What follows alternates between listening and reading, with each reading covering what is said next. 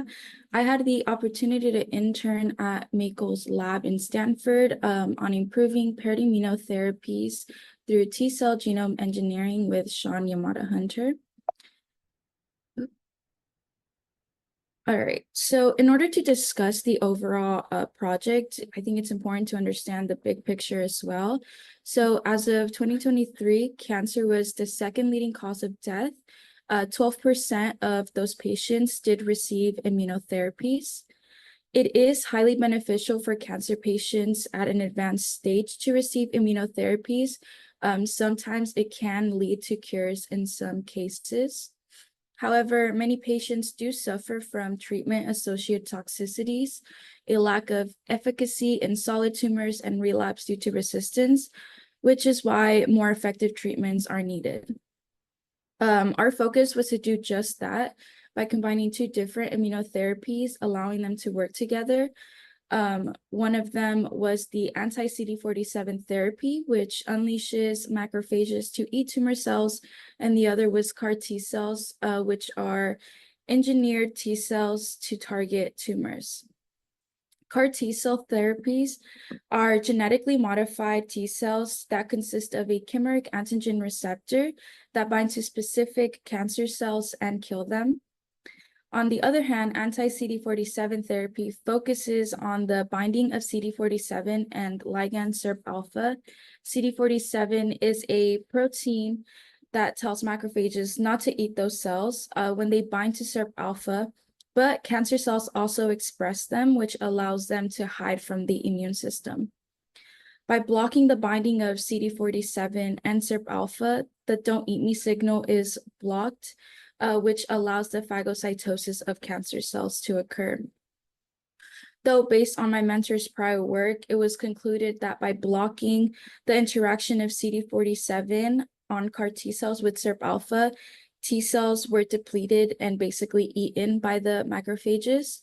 Our solution was to engineer CD47 to bind selectively to its ligand SIRP-alpha, but not to anti-CD47 by introducing specific mutations to the CD47 gene.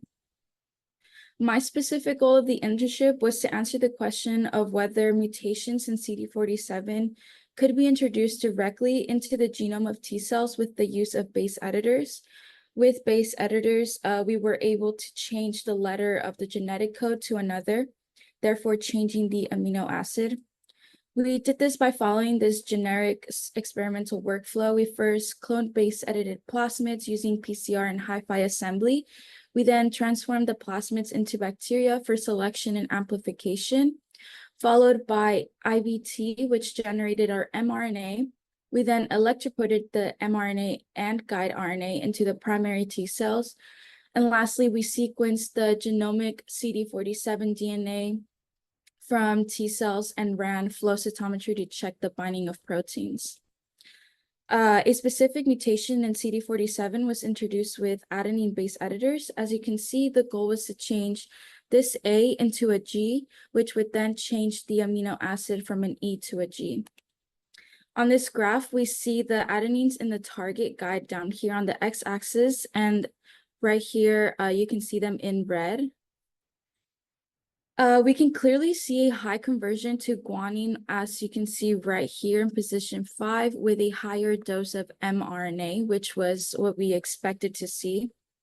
On the graph to the left, we are able to see the binding of anti-CD47 proteins on base-edited T cells, one of them being clinical anti-CD47 antibody and SIRP-alpha. What's exciting about this is that we were actually able to see low TJC4 binding with a higher dose of mRNA, which was what we wanted. We can also see that SIRP-alpha was retained compared to the level of binding to unedited CD4, but it's important to notice that the binding of SIRP-alpha was lower with a higher dose of mRNA. This binding clearly matches the properties of engineered CD47 that we were hoping for. This led to the conclusion that less mRNA might be better. T cells were a lot happier while maintaining high levels of editing. We also realized that adenine base editors worked a lot better than alternatives tested. Some future directions for Sean and his work would be optimizing other combinations of base editors, Cas9 variants, and guide sequences. This would all introduce different mutations that could potentially change the protein gene. Some reflections. I can definitely say that I struggled a lot with molecular proning process and realized how important having steady hands was when pipetting really small amounts of volume. Some key takeaways, I can say that this internship definitely inspired me to look into MD PhD programs, but it also gave me the self-confidence that I needed to succeed in the STEM world. I would like to take the time to acknowledge Sean for being such a patient and amazing mentor, Elena and Sean obviously for giving me the opportunity to work in the lab. Crystal Makel, the PI of the lab, was amazing, and obviously SLI and Sophia for the continuous support. Thank you very much.